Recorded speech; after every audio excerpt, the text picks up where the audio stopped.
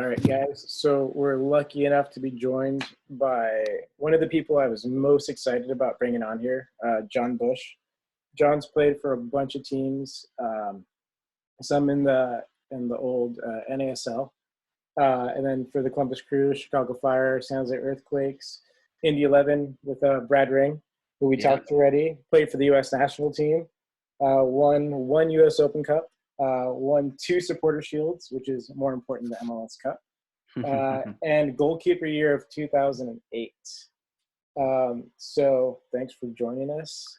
Basically, just tell us about yourself, tell us about your life, and I'll just leave it at that, and then I'll interrupt when needed, but otherwise, yeah. All right. Well, first of all, guys, I'm happy to join you guys. All right. I once lived in Los Gatos, so I loved it. Expensive, but I loved it. We lived right above, you know where the post office is, right on Main Street there? Everybody know where that is? You know the coffee shop? There's a coffee shop right there. There's a sandwich shop right on the corner by the post office. We lived above the sandwich shop, my wife and I. And there's a bagel shop right beside it. Fantastic bagels. All right, you guys aren't old enough to drink coffee yet, but eventually you'll get to the coffee shop. All right, so I love Los Gatos. We loved it. It was fantastic. So I'm happy to be on with you guys and join you guys for a little bit. So a little bit about me. I grew up in New York. Well, most of the time I grew up in New York. We lived a little bit on the East Coast, up and down. Virginia, a couple years in Pennsylvania, but mostly in New York. I played for a club team in upstate New York called in Albany called Capital United. I don't think it actually exists anymore. From there, I started going to back when I grew up in your age. A lot was through ODP. Okay, so I did ODP, went to my state teams and regional teams. I was very fortunate. I played for the youth national team starting at the age of 15 with the under 17 national team. Went to a world championship in 1993. That was probably way before any of you guys were even born. Okay. We played in Japan, and that was where the world championships was in that year. Went from the under 17s to the under 20 national team. Unfortunately, we didn't qualify, so that was a quick one. From there, I went to the University of North Carolina at Charlotte. Played 3 years there, 3 seasons there. After my third year, my junior year, I left early and signed professionally for I guess it would be called the USL now. It was USISL back then. It was basically a second division team, and I signed for the Greensboro Dynamo, which was right there in North Carolina. Spent 1 season there, then went to Virginia Beach for 3 years. My last year in what I called the minor leagues was in Hershey, Pennsylvania, and then jumped into the MLS. Got drafted by the Columbus Crew. I think that was 2002 maybe. Went for the Crew for 5 years, then went to the Fire for 3 years, to San Jose for 5 years. Had a fantastic time in San Jose, and then went back to Chicago for 1 year, then came here to Indiana, where I became a player coach for my last 2 years. So I was a second assistant coach as well as a starting goalkeeper. And then I retired. I ended up signing a 1-day contract with the Columbus Crew and retired as a Crew member. And presently now I still live in Indiana, and I am a full-time goalkeeper coach. I work for a club called Indy Fire, which is an affiliate for the Chicago Fire. I work for a college called IUPUI, which is a Division I school here in Indianapolis. I work for both the men and the women's side of that. I also work with U.S. Soccer on a part-time basis with all the youth national teams, depending on who needs a goalie coach and where it is, what camp. And I own my own goalkeeping academy as well here, and my own goalkeeping glove company. So the goalkeepers on here, you guys can find me on Instagram and Twitter. So little challenge for you at the end of the night. Come find me, and you got it, Ben? All right, buddy. All right, so if you can come find me and then you can follow. I put out drills almost daily right now, especially with what's going on. But we're also about to have a new glove coming out in the next few weeks, Benny. It's really cool, dude. It's really cool. So keep an eye on that. But along my path, gentlemen, and are there any ladies on here? I don't know if there's any ladies. Any ladies? Okay. So along my path, all right, there's a few things I want to kind of talk about and discuss, and I want to open it up for you guys at the end. All right. I gave you, kind of the history, a quick little rundown. All right. One of the things that I had to battle from the time I was 15 years old till the time I retired was my size. Okay. I don't know if any of you guys looked me up prior to tonight, but I list myself as 5'10". I'm really just a little bit over 5'9". Okay. And for goalkeepers, you guys obviously know that that's pretty short. Most of the guys I had to compete against were above 6 foot. And so from the time I was 15, I constantly heard, oh, he's not big enough. He's not going to be big enough for the next level. And one of the things that I had to learn really early was to take that. I wouldn't call it criticism per se, just, negligence or, it was a fact that, I was short, but I ended up figuring out a way to take that negative and turn it into a positive. All right. And use it as motivation. What I used to do, it started very young and it went until, basically the time I retired was anytime I saw or heard or read something that somebody questioned my height, I had a mental checklist in my head. All right. It's almost like I wrote the person's name down and then I would prove them wrong. And when I did that, then I would kind of cross it off and move on to the next one. All right. And that for me was my, part of my motivation. I wanted it for myself, obviously, first, because I love playing soccer and I love being a goalkeeper. All right. But I figured out that if I listened to all these people, I would never make it to where I made it, but I probably wouldn't even try. Right. I would probably basically turn myself off of it, and maybe stop playing or, do something else. And so I figured out that, this had to be kind of the fuel to the fire, and help me, again, prove these people wrong. I remember, probably one of the very first ones was a gentleman named John Kowalski, who was the under-20 national team coach. And when I just finished playing in the World Cup for the under-17s, I had to make the jump. And I was still the only kid in high school. And all the other goalies were freshmen in college. So I was already it was already stacked against me. And he thought I was too small. I was fortunate, though, the goalie coach, a gentleman named Peter Miller, actually worked with both teams. So he kind of kept getting in John's ear, about, hey, he's good enough, even though he's small. So I had to prove John. That was probably really the first time I heard it, when I was, 15, 16, 17, and then starting to make the jump. And it persisted all the way into college. I was told the same thing. Oh, he's too small to play college. I went to college for 3 years. It was an All-American. My last year, we went to the Final Four. So that was my next, kind of my next time where I proved people wrong. Then it was, of course, he's too small to be a pro. And the best thing I ever did was not go to the MLS right away. Like I said, I went into, again, what in today's game it would be called the USL. It was called the USISL back then. But I went there instead, and for the 5 years I was there, I ended up playing, I think, close to 150 games. And so for me, being so young, because I was still, I turned pro at 19, it allowed me time to learn the game and develop the game, not being in the MLS league and not being in that environment. Because I think if I would have jumped straight there, being so young, I probably would not have lasted as long as I would. I wasn't ready. So I needed that little stepping stone. So I got my games in, and by the time I got drafted by Columbus, like I said, I had close to 150 games, I think, pro games. So that was, that helped me again get to the next level. And the same thing, I remember when I first got to Columbus, I was the number 2, became the number 1, and again, people always, well, look how small he is, look how short he is. He's never gonna make it. And it took me time to kind of build my reputation there. But by the time I left there after 5 years, we had won, I think, one Supporter Shield, won an Open Cup. Pretty much set every, I think, club record for goalkeeping at the time.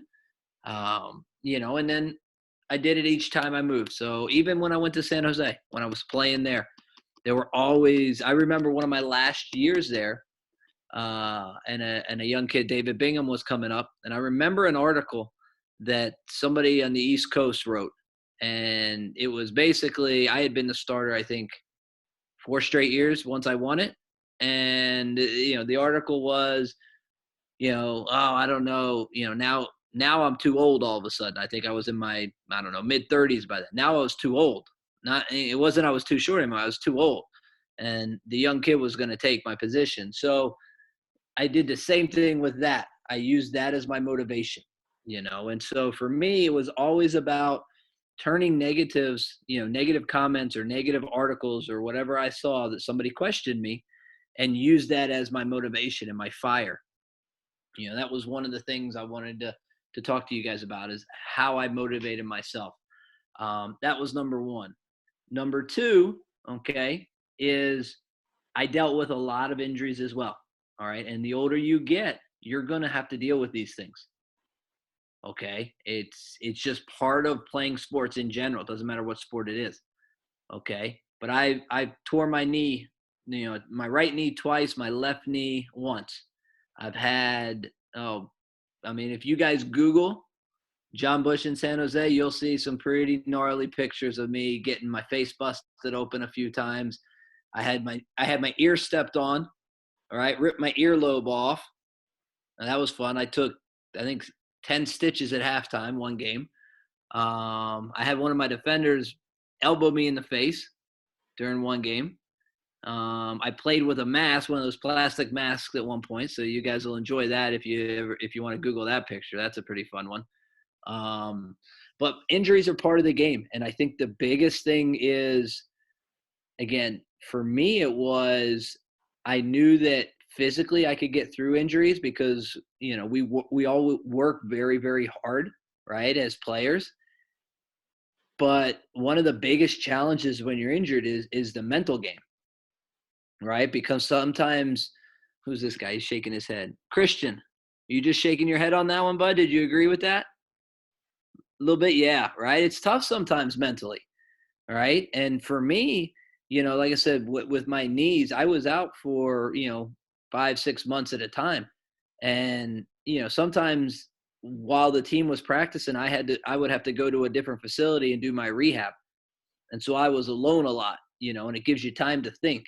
All right. And what I started doing was I started actually talking to a sports psychologist that we had in Columbus, and started working through things with him mentally, and how I could use this time that I'm spending by myself and rehabbing. And you had to be a little bit, not in a bad way, but you had to be a little bit selfish. And it had to be about you getting back, in this case, myself, getting back to being healthy, right? And what that would take. So one of the ways he explained it to me was, every day when you go into rehab, some days are good and some days weren't so good. Some days you didn't see a lot of progress. But every day you went in and you did the work, it was like putting another brick in a wall, right? And you start from the bottom, and every day, Monday's another brick, Tuesday's another brick, Wednesday's, whenever you go into rehab, and next thing you know, you're building this wall, right? And every day and every week, the wall gets bigger, all right? And that was the way he taught me to look at it. Not, you're injured and eventually you want to get back, all right? We all know what the end result is, but we have to break it down in our mind for us mentally to be able to deal with it, okay? And so that was a little trick that the sports psychologist taught me, when dealing with injuries. The other thing that worked for me, guys, and this is a big one, and I always talk about this with young kids. Okay, I wasn't, and I'll be the first that always says I wasn't the best goalkeeper there ever was. Okay, I think I was decent. There's a lot of good goalkeepers that played at the same time, a lot better than me. Okay, but the one thing that I think separated me from everybody else was my willingness to work every day and my work ethic.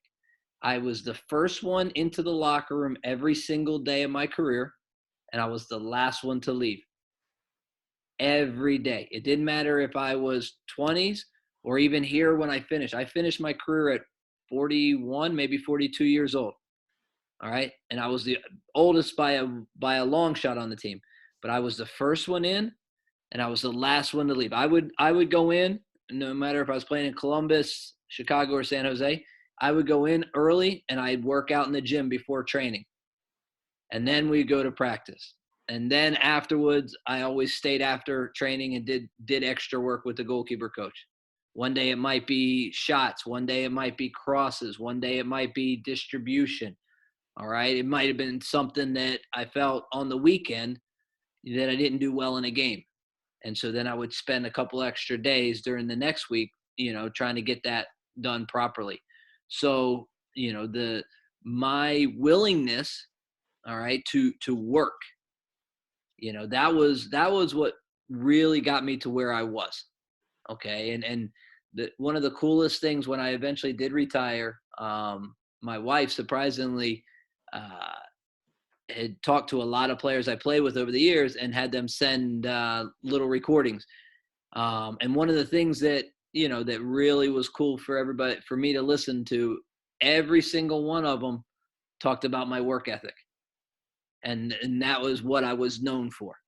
Okay. Yes, I was known for being a decent goalkeeper, somebody that always yelled and talked. I'd never shut up. But the big thing was everybody talked about how hard I worked every day. And for me, that made me feel good because I took the attitude, again, because I was small, I never felt like I could take a day off. Okay. So it could be a Tuesday morning and we're playing small-sided games. I wanted to win every game.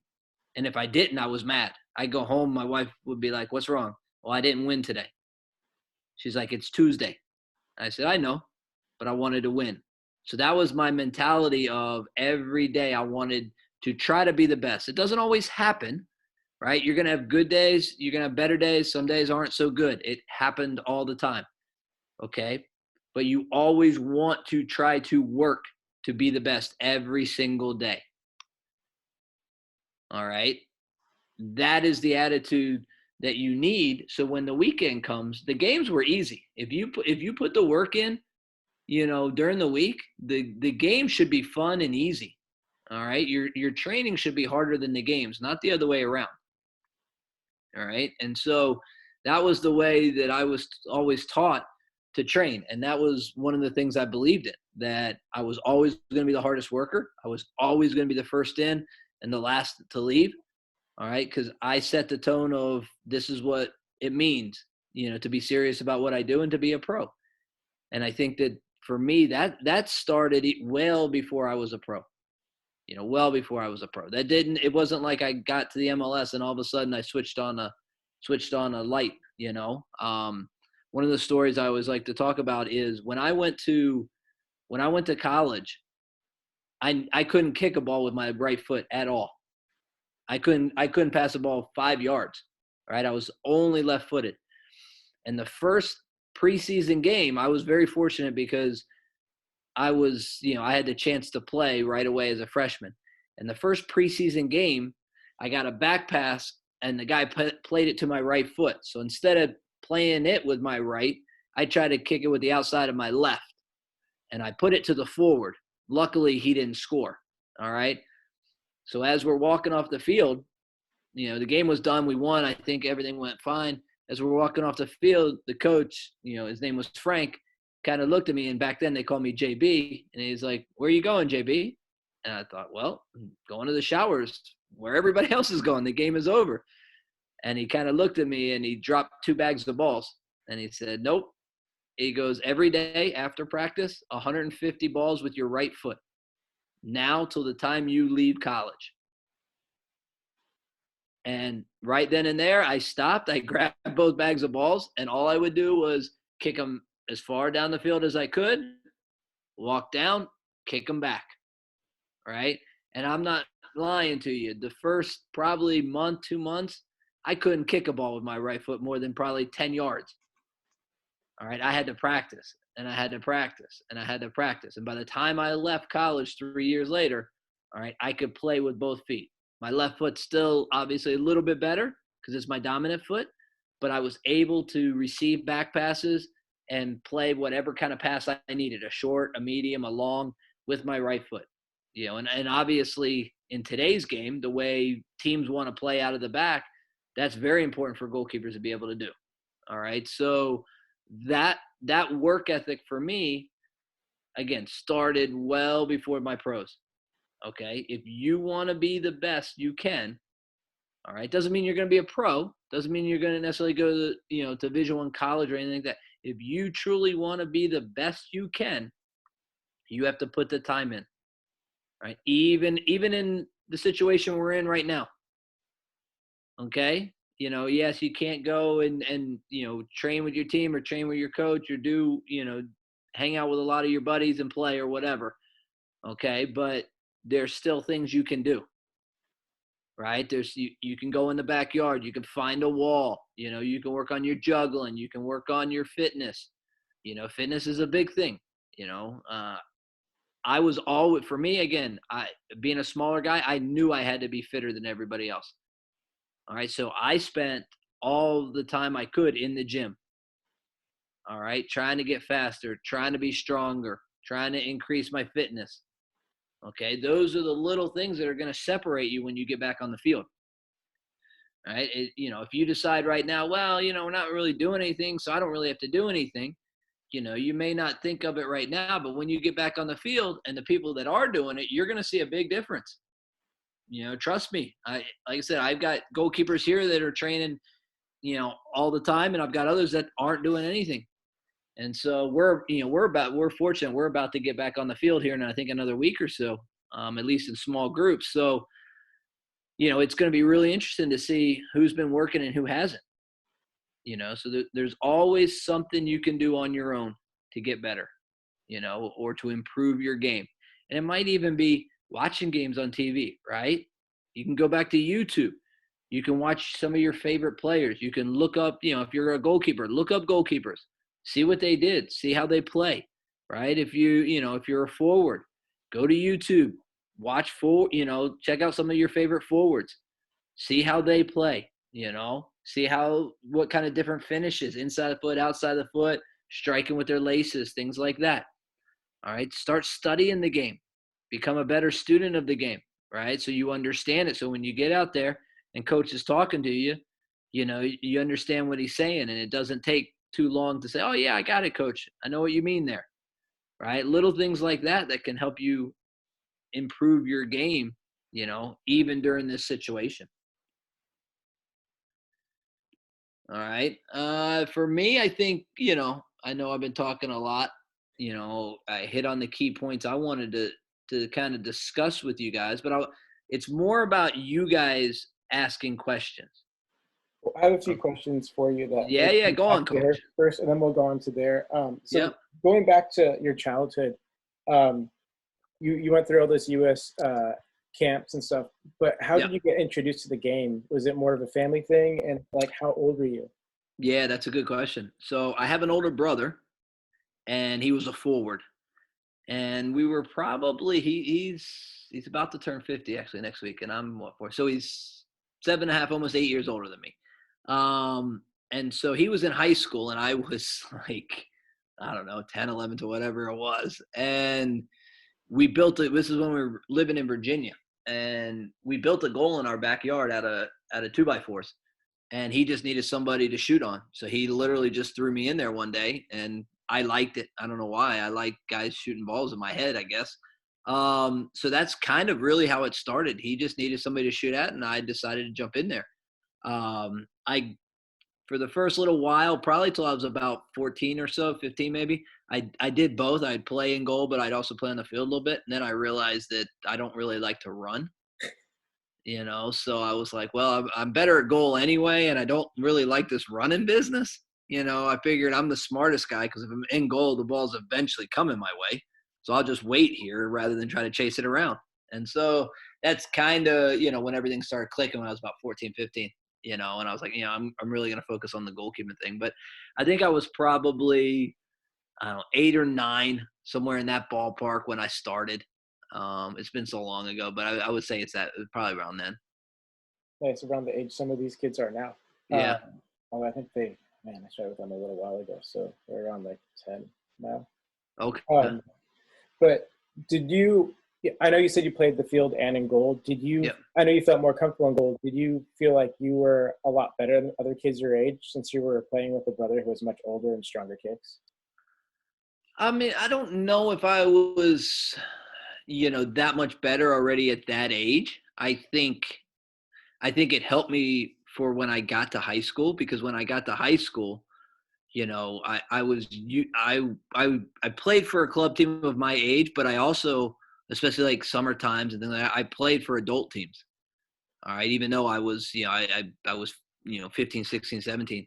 That is kind of when it separated a little bit, because I was good enough, even though physically, they were bigger and stronger still.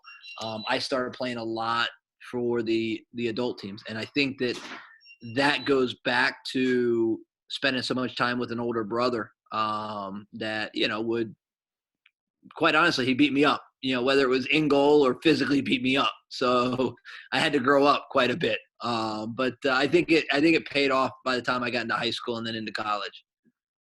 You said when you were about 14, 15, it started to click for you when you were going to focus on that. Were you playing other sports before that? And how did you like this? And with the club that you're on, was it like a competitive club, or was it just like, no, now it's time to be serious? Yeah. So I played all sports. I played baseball. I played basketball for a little while. I played hockey. Hockey was my biggest second sport, and I played it all the way till I went to college. And I actually still, when I had time, I go play pickup hockey now because I absolutely love it. But I think it's very important for kids to play other sports.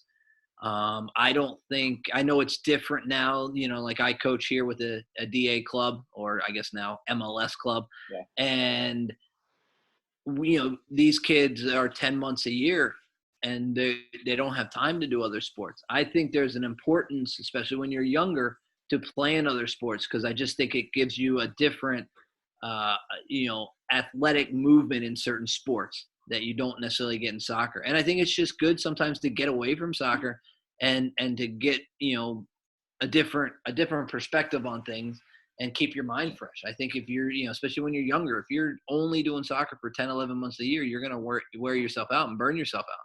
So I think you need to be able to play other sports, whether it's tennis, whether it's basketball, whether it's football, whatever, just to get a break from it. So, and yeah, my club, again, back then it was just like, there was no DA, there was no EC. It was all like you just played for your local club team, right? I played for a club that was called Capital United, and then there was another one 20 minutes down the road there, and so it wasn't as sophisticated or really regimented as it is now. It was just like, hey, you played, everybody played high school soccer in the fall, and then you started back with your club team when that was done in the winter. Most of the time it was just indoor soccer, and then springtime was the big club season, and summer was off. What do you think was like the kids back when you were in high school that were good players? Where do you think are the things the attributes that they had for the ones that went on to do like play at a further level? Because there's always some kids who are doing really well, and then all of a sudden the next level comes up and they just kind of drop off. Yeah. What do you think is important to keep going up to the next level? I think an understanding of the game, and it's interesting that you say that. We had a forward with the under-17 national team. His name was Pierre, and he was from Connecticut. Pierre Vendetti, I think it was. And when we were 15, 16, he was already like 6 foot whatever, right? So he was our target forward. He was a big, strong. He was bigger than everybody else. He was faster than everybody else. And so it worked for him for the first couple of years. And then when everybody kind of caught up with him, when we were finishing high school and going into college, he kind of disappeared because he did not improve his technical game, right? And his tactical game. He just continued to try to rely on his physical attributes, which had evened out with every other player. And so for me, it's about, you don't always have to be the biggest and the strongest and the fastest. All right. If you're technical and if you understand the game and the position and what each position needs in your system, right? If you understand what your role is in the team, you can be successful. Going back to Pierre, there's something that you say a lot in all of your interviews. You talk about the meat and potatoes. Can you explain to them what that is and how? Because I have a kid on the 11s who's not here right now, but his name is Sean, and Sean is he's huge. He's a huge kid, and he focuses all his time on that. Where I'm like, forget about being big, because in a few years everyone's going to catch you, and you're going to be the kid who didn't work on the skills, and now you're like 2 years behind everyone else. Yeah, no, you're absolutely right, man. So when I talk a lot with my goalkeepers, and I call it meat and potatoes. Okay, your meat and potatoes is your basic skills. Okay, so for goalkeepers, it's your scoops, your overhand catches, your diving, you're catching a high ball, your distributions, right? Whether you're kicking off the ground, whether you're punting, whether you're throwing. Okay, it's the things you do 95% of the time. Okay, for field players, it's passing and movement and just dribbling and being able to play with both feet. Sometimes it's the boring stuff, right? And sometimes you're like, oh, we got to do that again. But that is what, again, I call the meat and potatoes, and that's what you do 90% of the time. Every now and again you'll see a goalkeeper where he or she has to pick one out of the top corner. But that doesn't happen, 10 times a game. And that doesn't happen, every game. So when I talk to my goalkeepers and when I train them, we work on, again, the fundamentals, the meat and potatoes, as I like to call it. Okay. And so that's important to understand, whether you're a goalkeeper or whether you're a field player. All right. You have to spend the time on your fundamentals and making yourself very technical. So, as you rose through the ranks and became a pro, you've played with some really good players and some elite level players. Yeah. What's the difference between a good player and an elite player? The elite players did all the little things that we've talked about for the last 30 minutes or so, right? They got to practice early. They did their extra work. They took care of themselves on and off the field. They ate right. All right. They got enough rest. Their preparation was right. They were the ones that did all the extra work. If it was time to look at videos and analyze the team coming up, they were all into that as well. So to get to the next level, to become an elite player, all right, you're going to have to make sacrifices. Okay. And you'll understand the older you get, there'll be sacrifices. I didn't get to go to my sister's wedding. All right. She got married during the season. I didn't go. All right. I didn't get to go to, I think actually I was lucky. I got to go to my brother's wedding, but I didn't get to go to my sister's wedding. There were plenty of times where, we didn't go on vacations or certain things like that, or we didn't meet up with the family because I was training. And this is just part of, if you really want to be an elite player, you will have to make sacrifices. Your friends may want to go. I don't know if the ice cream store is still down in Los Gatos, but there used to be a great ice cream store right across from the sandwich shop that I used to go to quite a bit. Okay. It's right. It was right beside Willow Street. Is Willow Street still there, by the way? Yeah. Okay. All right. That's a good place for pizza. All right. But there was an ice cream place right beside Willow Street. But there might be some times where your buddies want to go for ice cream, late on a Friday night, and you got a game early Saturday, right? That's a sacrifice you might have to make, where say, hey, you know what? Mariano, I can't go tonight, buddy. I got to rest up. I got a game tomorrow morning, right? But hey, Luke, I'll meet you on Sunday and we'll get ice cream instead of Friday night. Those are the kind of sacrifices, that you have to make if you want to be one of the best players, right? You have to be willing to sometimes say no to things that might distract you from your ultimate goal.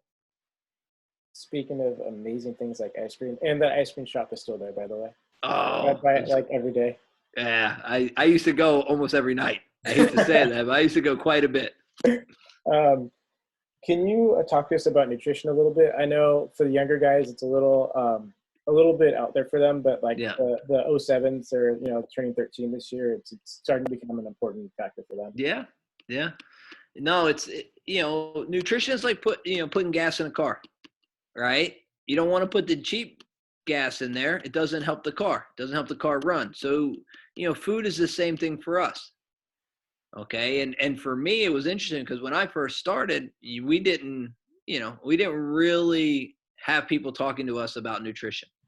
If you were hungry, you ate, and you ate whatever was there, and as I got older, you realized, what certain things to eat, the chickens, the pastas, the fish, the fruits and that sort of thing. It doesn't mean that you can't go to the ice cream store every now and again. All right. But you can't be there every day, Luke. Right. That can't be your lunch. You know what I'm saying? All right. We got to eat the right things because that has to be your fuel to give you energy for the games. It also helps you recover after hard workouts or hard practices.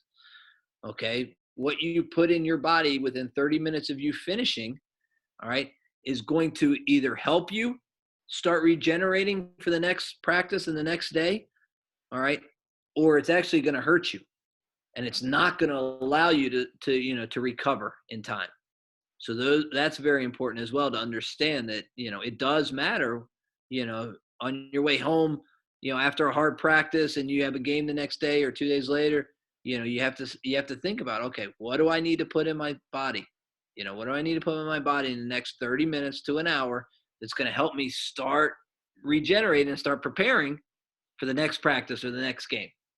All right. Because again, that's part of being, a elite player. All right. It's not just what you do on the field, it's what you do off the field as well. One thing that you brought up that I actually wrote down that I wanted to talk to you about, you're in a really lucky situation that I want to know about family. How important is your family to you? You talk about your sister and stuff, and I've seen the way that you interact with your wife, and you guys have a great relationship, and she really pushes you. So how does all of that from being a kid with your family to growing up with a wife like that? Yeah, no, it was great. I mean, my family, my brother, my sister, my dad, my mom, they were so supportive of me. Even when I told them I was going to leave college early, they were always there to support me. And then I was fortunate. I met Nikki, I met my wife very early, right after my first year as a pro. So she spent 20 out of the 21 years with me. And it's always nice to have somebody there who she supported me in everything I did, but at the same time, she also, if I did something wrong, she would tell me, and so she was honest with me, and it was fun. It was funny because she became a goalie coach. She didn't understand any other position, but she understood the goalkeeping position because we talked about it every day. So there'd be times where if we were on the road and if I gave a bad goal up or something, I'd get a text message from her and it'd just say like, "What'd you think of that goal?" So she always kept me honest and kept me on my toes, Luke. Like she never played, Luke, by the way, never played.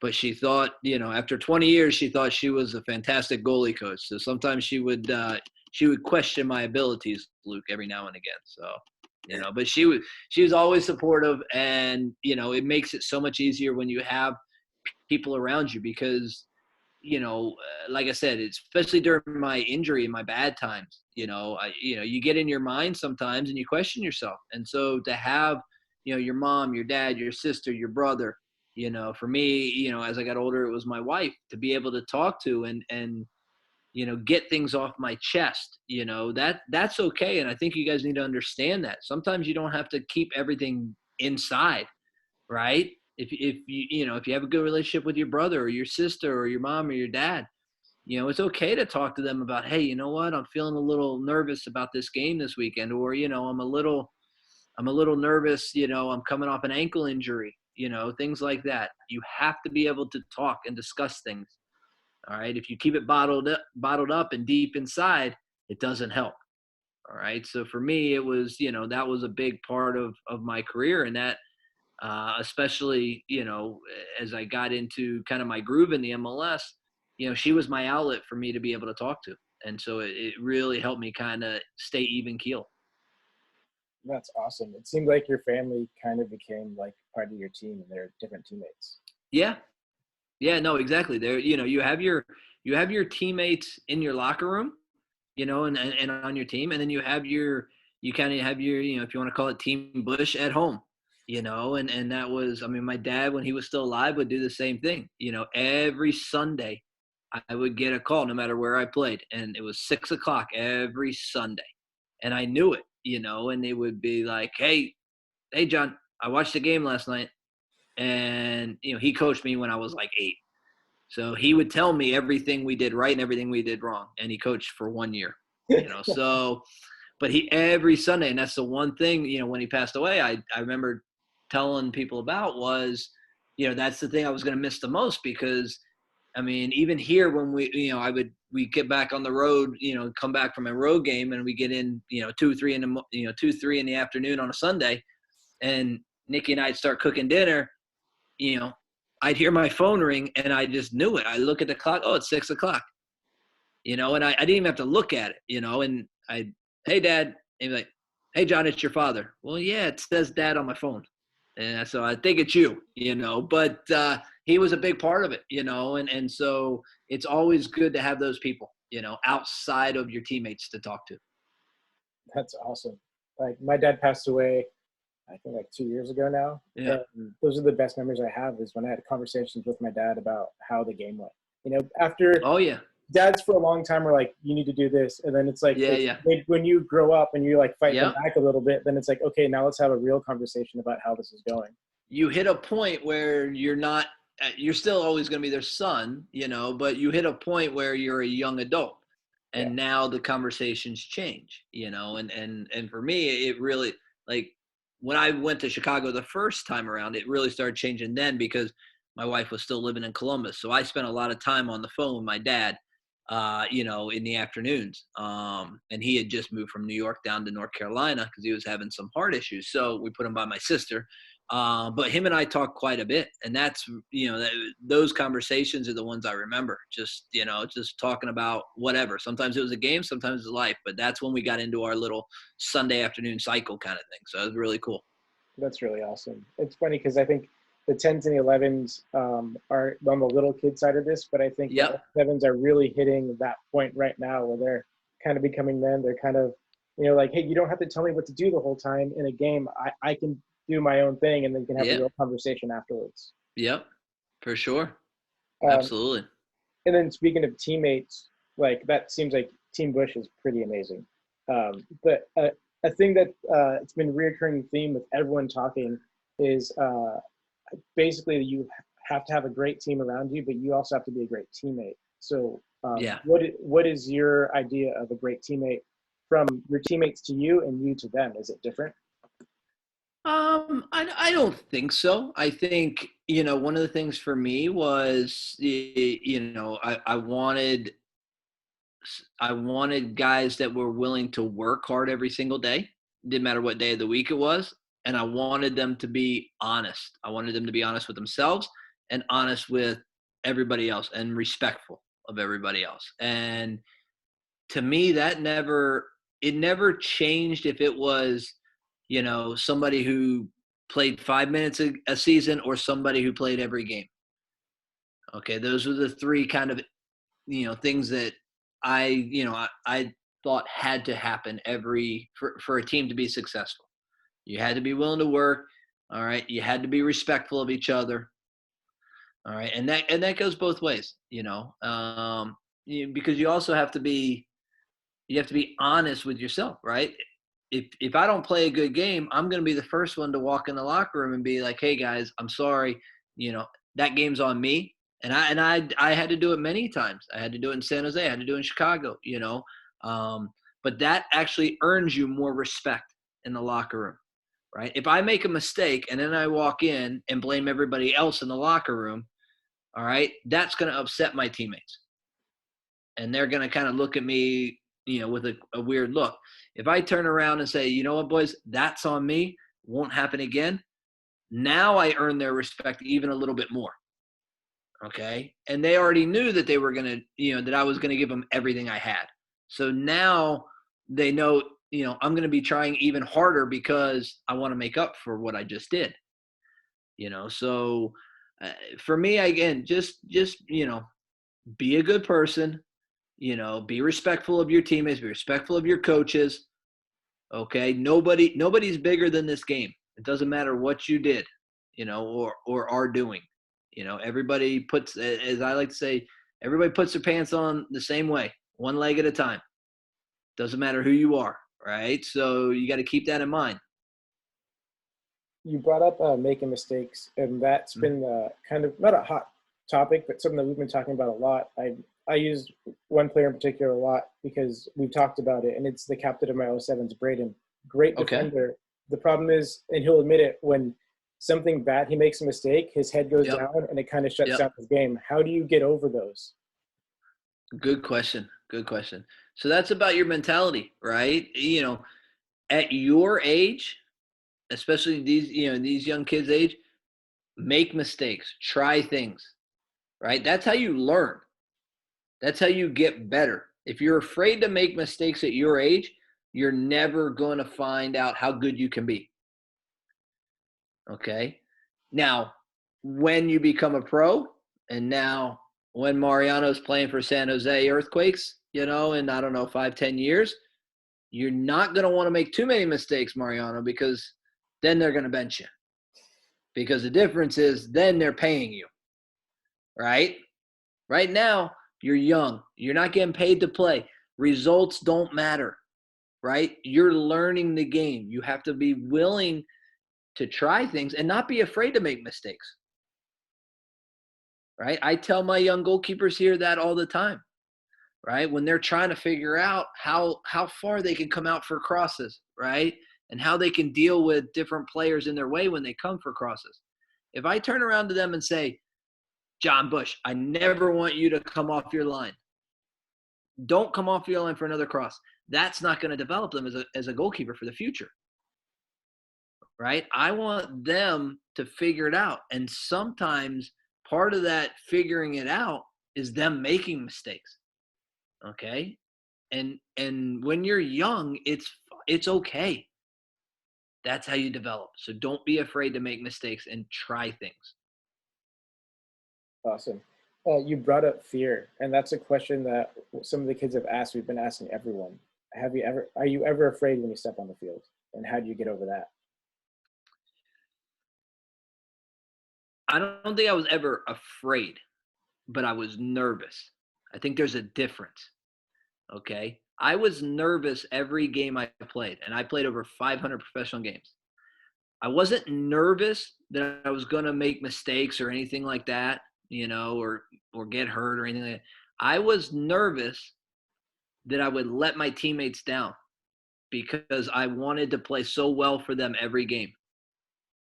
Okay. So for me, but again, I like the nervousness because the nervousness, again, remember how I talked about turning a negative into a positive? I turned that nervousness into a positive, okay, saying it's okay. Because if I'm nervous, it means I care. Okay, and now what I had to do is I had to control that nervousness and not let it overtake me. So yeah, it's good to be a little bit nervous. It means I care. I want to do my best, right? If I had the opposite attitude, well, I'm not nervous, I don't care, means it might mean I'm not ready enough for the game and I'm not focused enough. So again, the difference between nervousness and fear, we have to understand that, right? You should never be fearful. Okay? That shouldn't happen in a soccer game. Right? So we put the fear away. Yes, we can get a little bit nervous, but again, it's the biggest thing you have to remember. It's a game, and we have to have fun, and we have to enjoy ourselves. If we're not enjoying it, and we're not having fun, then it's not worth playing. Right? It's a game, and that's the key. Always remember that. That's awesome.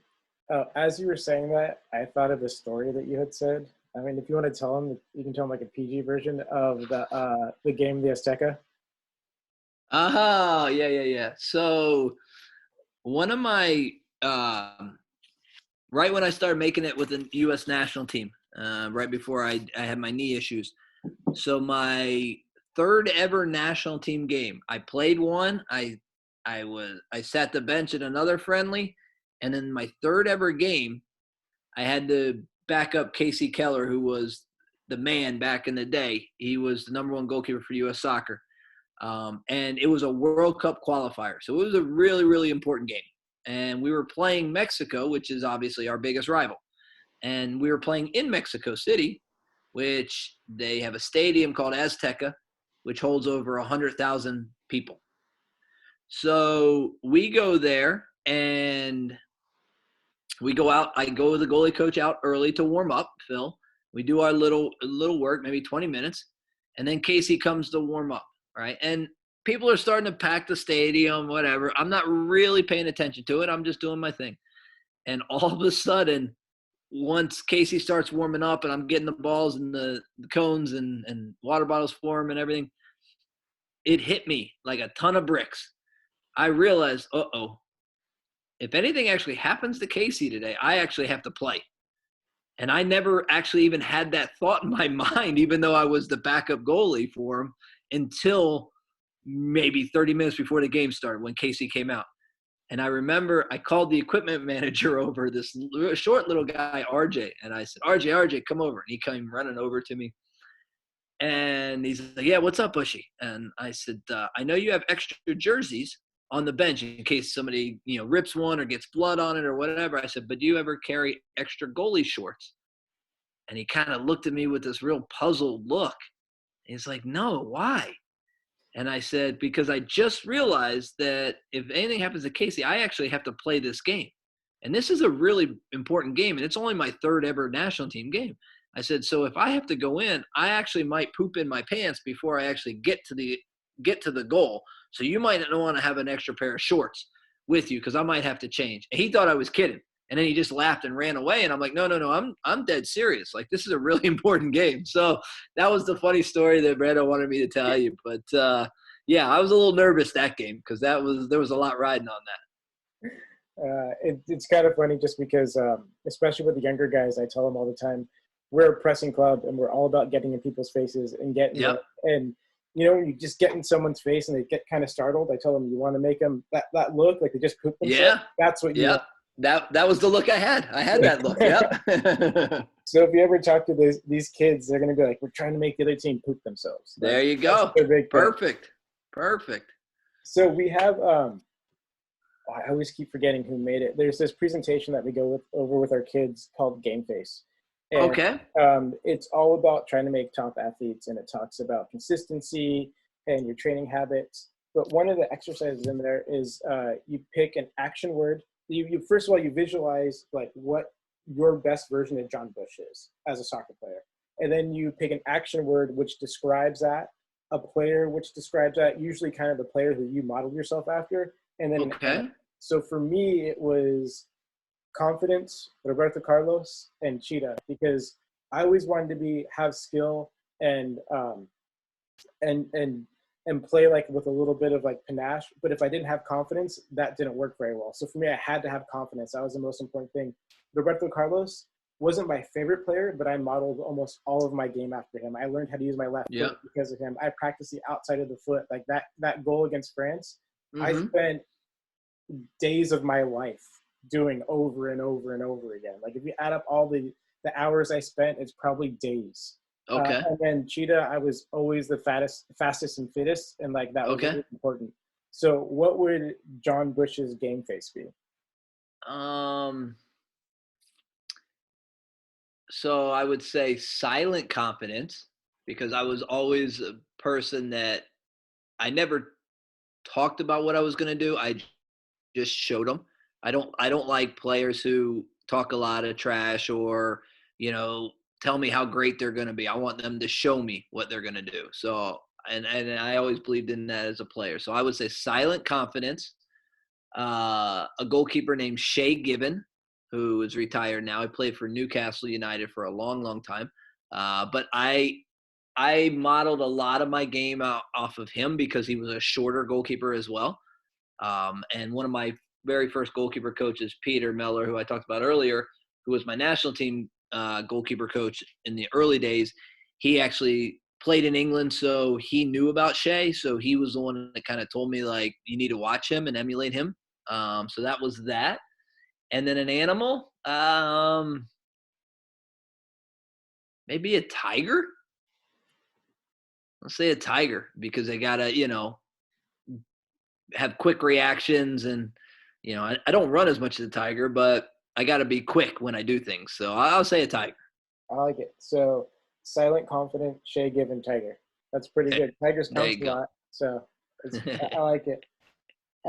Another question that we had that I ask every player, and I love this question. Nico asked this question. It's what's the difference between being an aggressive player and a dirty player? Like, where's that line?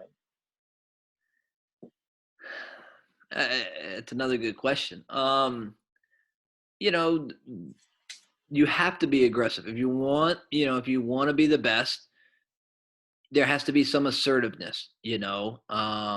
But there is a line where you're not kicking people late or deliberately or cheap shotting them, or doing something like that.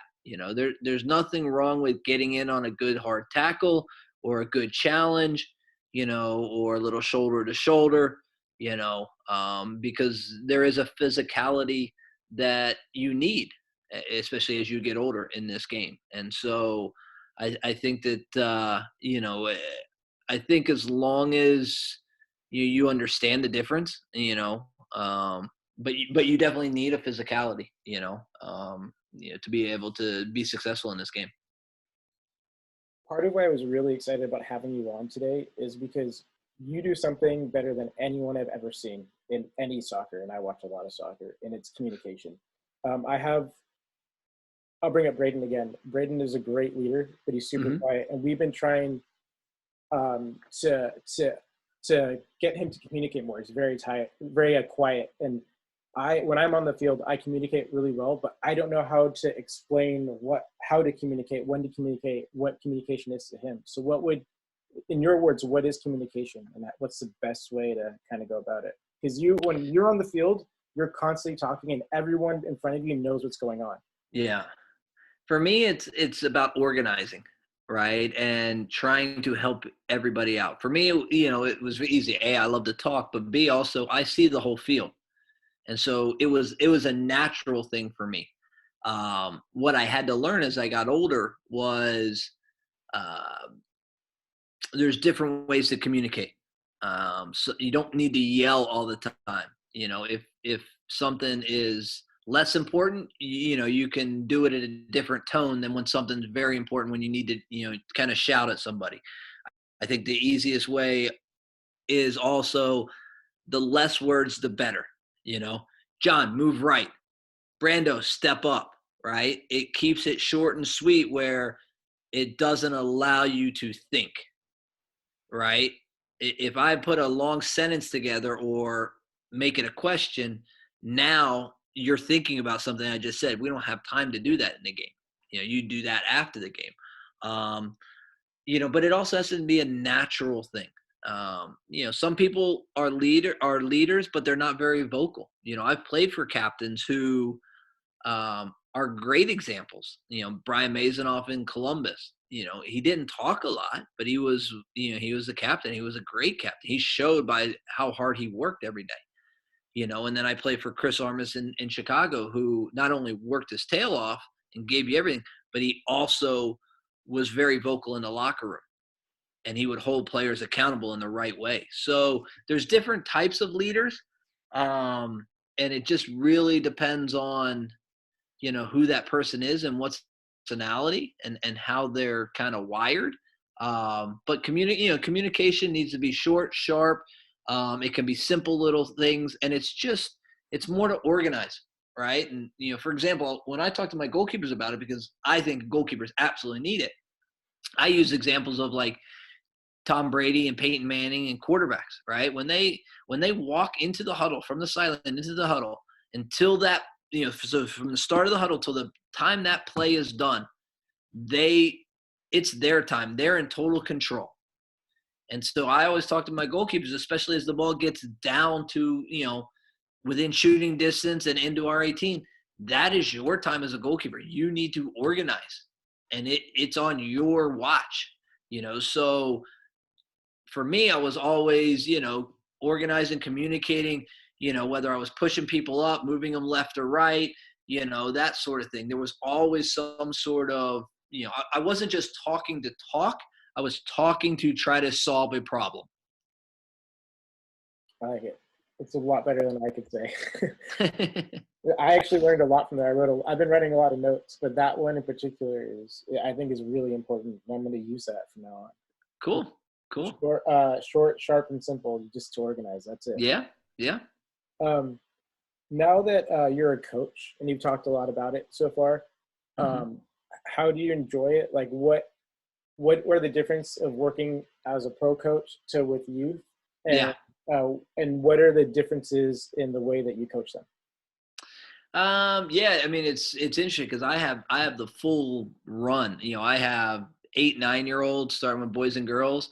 I've got college kids. I've got high school kids. I've got pros. So, on a daily basis, I could see, so many different levels. And at first, I've always coached, even when I was playing. So I always knew that was what I was going to do. But once I jumped into it kind of full bore, once I retired, there's a lot to learn as far as, how you set up lessons and sessions and some days there's more work to do and some days there's less, depending on, their workloads and things like that, and the periodization everybody talks about in today's game as well.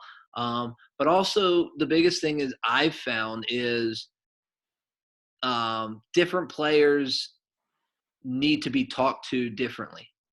And what I mean by that is, they could be the same age. They could be 12-year-olds. They could be 2 pros, right? It doesn't matter. But some players, like when you get into them a little bit and you bite into them, right? That brings the best out of them. And some that actually puts them in a shell. And so for me, over the last 2-3 years now, it's really been figuring out how to get the best out of each player, right? My buddy Leo over here, right? Leo might be a guy that I can yell at a little bit, because Leo's like, yeah, I'm going to give you more, Bushy. I'm okay, right? You can get on me, right? And then Jack might be like, holy crap, Bushy's yelling at me. Why is he yelling at me so much, right? And that might shut Jack down a little bit. And I might have to realize, hey, you know what? I need to put my arm around Jack a little bit. All right, maybe go tell him a little joke, right? Kind of thing. It's a funny little thing, but I've got a high school girl that I work with. She's a sophomore now. She's a really good goalkeeper, but she's so intense sometimes that she gets in her own head. Like, and if she makes any little mistake, she gets so frustrated, and you can see her. She's like, right? And so I finally figured out one day I was talking to her, and I said, why are you so upset? She said, I dropped the ball. I said, okay. But, she dropped one, and if she let it get in her head, it affected the next play and the next play and the next play. So I said, anytime you start feeling yourself get, to the second or third ball where you're really starting to, kind of get off kilter, I said, you need to take a second. And I said, you need to say one word to yourself. I said, it's going to make you smile and laugh, no matter how upset you are. She kind of looked at me. She goes, what's the word? I said, fart. I said, who doesn't laugh, Mario, right? When you say, look, even Luke's laughing right now, right? Doesn't matter how mad you are. If I walked up to you and said, and you were mad, Mariano or Luke, and I said, hey, fart, you're just going to laugh, right? Look, Leo's laughing, right? So that was the way that I taught this girl to kind of bring herself back, because that's what she needed. I didn't need to yell at her anymore. She was already frustrated enough. I needed to actually bring her back down a little bit and have her kind of not be so upset and so anxious. Now I don't know, Luke. You may want to use the word fart. You may not. I don't know. You might come up with a different word. Leo, you might have a funny word for yourself, right? Maybe that works for you, but if you get frustrated, try something like that. What I used to do for myself was, if I gave up a goal, and I get upset with it, I always had a water bottle in the goal. So I would go over and I drink it. I close my eyes for a few, deep breaths in through my nose and out through my mouth. And I pretend I was actually blowing all the anger out of my mouth. All right. So after the third breath, okay, when I opened my eyes back up, it was like whatever just happened didn't happen. And I put it away. I'd go back and look at it when the game's done, but I couldn't think about it anymore during the game. So I had to get rid of it. So that was my way of kind of physically getting it out of my body within 3 breaths. I like that. That's funny. When you were telling that story, I was thinking he's gonna say fart. He's gonna say fart, because I use the same thing with the kids, especially when they get hurt. I always say, like, they all attest to this. They'll be like, they'll be crying, whatever. Like, are you okay? It'll be fine. Don't worry. I want me to cut off your leg. You should fart. It'll make you feel better. And then they just start laughing. And then all of a sudden, it's just a word that makes everybody laugh. Okay, so I'm gonna open it up to questions after this one. They know the drill. I'm gonna get a text from one of the guys on here. He's gonna tell me who's next. I'm gonna call out their name, and they'll unmute themselves, talk to you. But before we get to that, they'll start doing that now. I want you to talk a little bit about how the Navy SEALs have affected your life and the work you're doing for them, and just kind of how that mindset works with you and how you got involved, because I don't think any of these kids know, and it's something important to our country and and everything. So my brother, when he left, or when he finished high school, instead of going to college, he actually went into the Navy. He didn't have great grades, so didn't have a lot of options. He went in the Navy, and he ended up, long story short, he started in BUD/S, which is down in San Diego, south of you guys, but he had bad eyesight, so they wouldn't pass him in BUD/S. So he ended up staying in special ops and moving to Fort Bragg in North Carolina. So he was special ops in the Navy for, I think, 13 or 14 years. So right around so then September 11th happened, and my cousin was a firefighter who died in the towers. And so I remember talking to my brother saying, around the 10th anniversary of September 11th, I want to do something, but I don't know what. And so, long story short, he sent me an article about the Navy SEALs and the Navy SEAL Foundation. And the article was about a helicopter that got shot down. And I think there were 32 or 37 people killed in it. And the majority of them were Navy SEALs. And my brother, when he was in the Navy, did a lot of work with the Navy SEALs. So I ended up reaching out to the foundation, started talking to them. This is when I was playing in San Jose. And long story short, we started a little foundation called Saves for SEALs.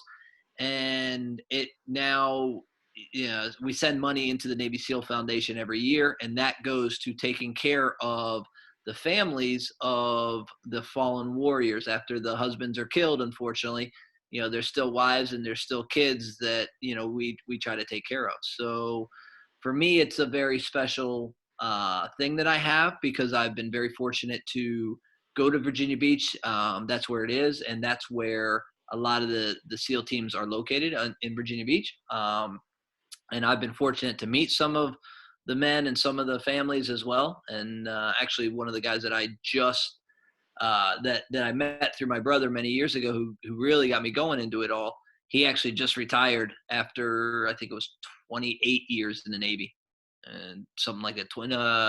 Almost 30. I think it was like 28, 29, and all but his first year were as a SEAL. So it was pretty cool. We went down for his retirement, and but it's something very important to me, because these guys, give their lives for us and allow us to play soccer for a living.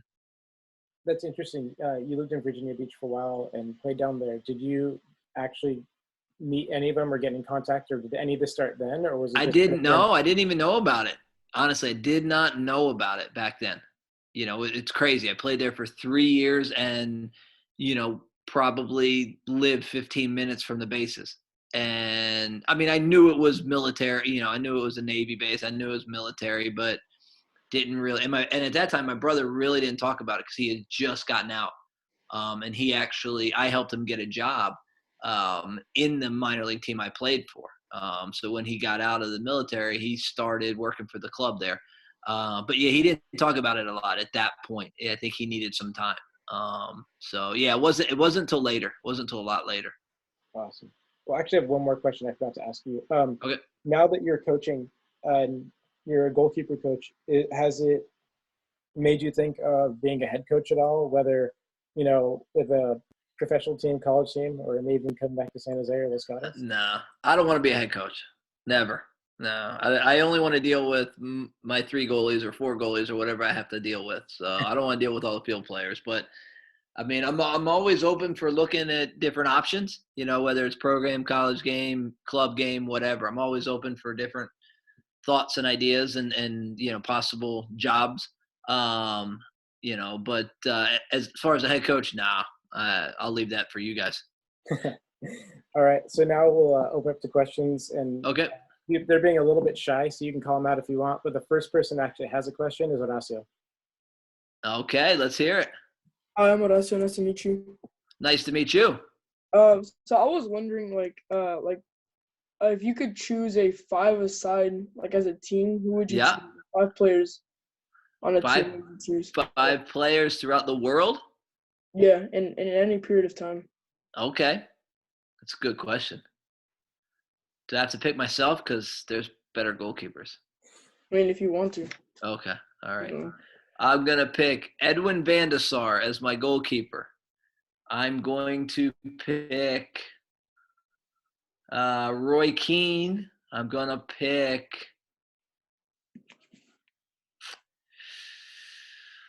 who am I going to – Peter Novak I'm going to put in there. I'm going to put Brian McBride. That's 3. Well, that's 4 including it. 5 total or 5 field players? 5 total? Okay.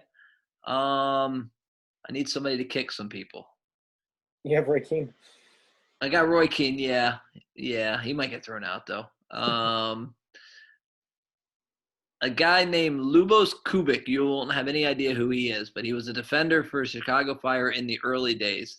I think he was Polish or Czechoslovakian. But very big, strong, kicked a lot of people. He was a defender. He's really good. So he'd be my last one. He had good feet for a big guy. Yeah, he did have good feet for a big guy. Oh, Ben's got a question. Ben's got his hand up. Have you been in the World Cup?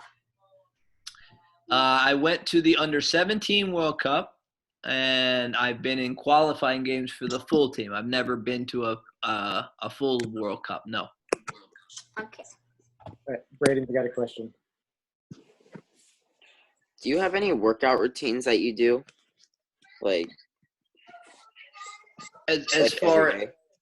Well, right now, Brandon, is it Brandon? Is that what it is, right? Braden.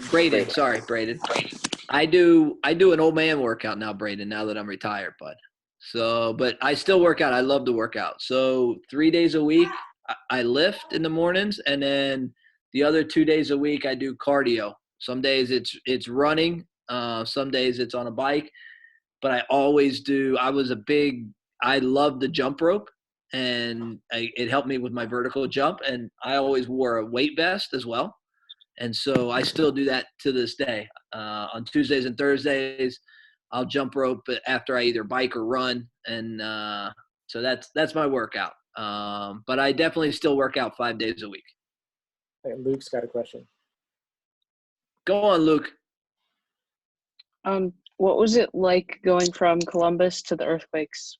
Well, the transition for you? Good question. I actually went from Chicago. I went from Columbus to Chicago, then Chicago to San Jose, but that's okay. It was interesting because I never wanted to leave any of the teams, to be quite honest with you. And so in Chicago, we had 3 very good years when I first got there, 3 very good years. And then a new owners took over and a new general manager. And because for 3 straight years, we lost in the conference finals.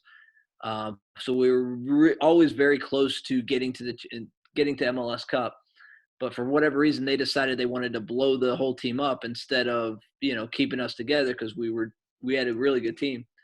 And so when they decided to send me to San Jose, I wasn't actually sure why San Jose even really wanted me because they had Joe Cannon at the time, who was a very good goalkeeper as well.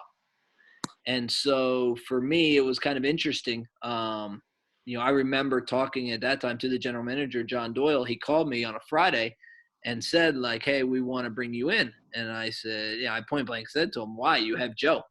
Why do you need me? And luckily, I mean, it worked out. It worked out well.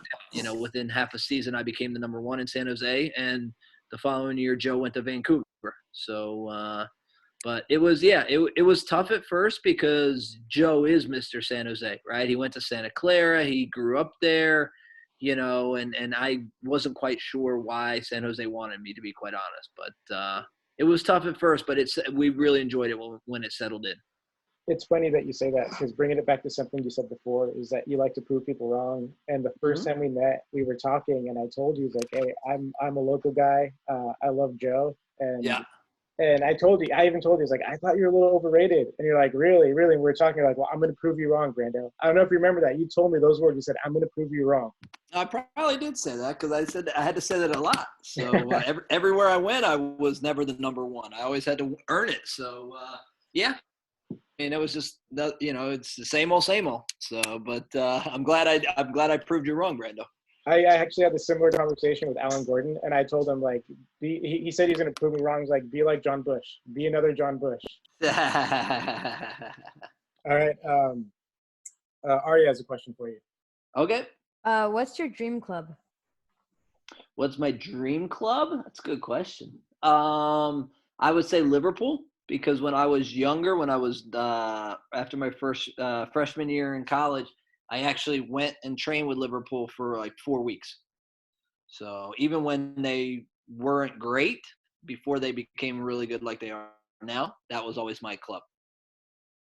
All right. Our high-flying keeper, Emiliano, has a question for you. All right. Let me hear it, bud.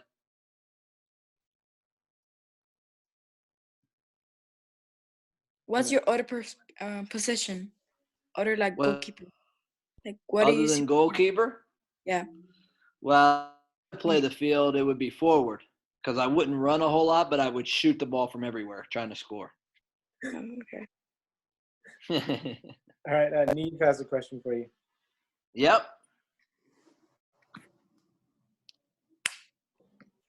Why do you call fundamentals meat and potato? Why do I call it that? Yeah. I don't know because I'm weird like that, and I just started saying that one day, and actually all my kids said, you know what, your hashtag, and I had to figure out what a hashtag was at that time. They told me that my hashtag should be meat and potatoes. So on all my training T-shirts now for all my kids, on the back of them it says hashtag meat and potatoes. So it's just a crazy little thing I say. I'll give you another one. Like, who asked that? Did Adam ask that question? Neve. Who asked that? Neve. Where is he? Oh, okay. Neve. So another thing I say, right, and I tell my goalies all the time, especially when they're new to me. So I'm going to say a lot of crazy things, and you're going to think I'm weird, all right? But you'll understand them after a while. One of the other things I say to them is, hey, I want more mustard on the hot dog, all right? And that means I want more pace on the serve. I don't know where I come up with these things, dude. But I say these all the time. And now it's awesome because all my kids say it, right? If I say, hey, Neve, what do you think I'm about to say there? You would turn around and be like, I know, Bushy. I need to put more mustard on the hot dog, right? That's how comfortable these kids get with my crazy sayings, bud. So meat and potatoes and mustard on the hot dog, bud. Maybe I'm just always thinking of food. I don't know. All right, we have Adam. Zach, Adam has a question. Yes.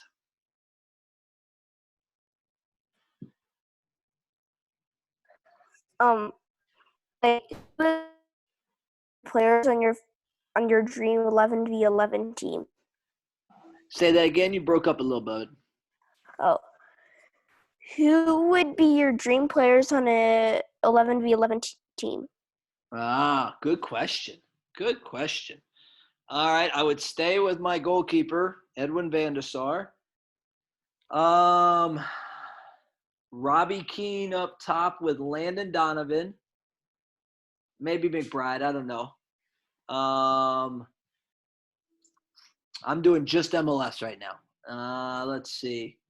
Who do I want in my midfield? Chris Armas with Kyle Beckerman. I'll take Shea Salinas on one side. He's not bad. I'll take Chavez on the other side. In the back, I'll go with C.J. Brown, Robin Frazier, Chad Marshall. Was that 11? I'm not sure. I think you're missing one. Close enough. Yeah. Close enough, Adam. That's a team How of about bruisers. that? Huh? That's a team of bruisers. Yeah, exactly. We're just going to kick people. All right, I think our last question is coming from none other than Mariano. All right, Mariano. Give it to me, bud.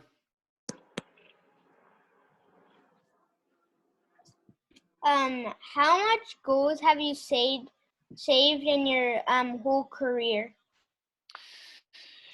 Well, I don't exactly know the numbers, but I can tell you in the history of the MLS, I am top 4 in every category.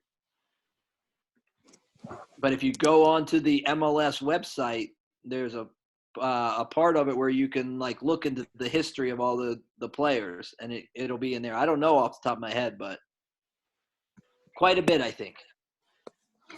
That's awesome. So what we usually do when we leave is that everyone turns on their cameras so you can see everyone.